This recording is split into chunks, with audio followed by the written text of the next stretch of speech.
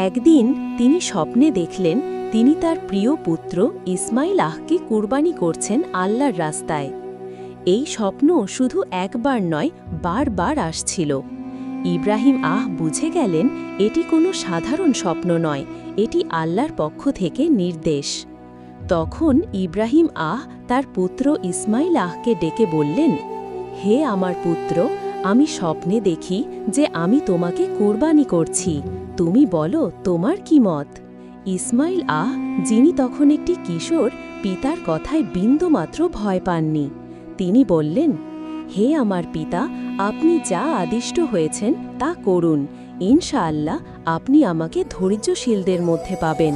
সুবহানাল্লাহ। পিতা ও পুত্র উভয়ের ঈমানের কি অপূর্ব দৃষ্টান্ত।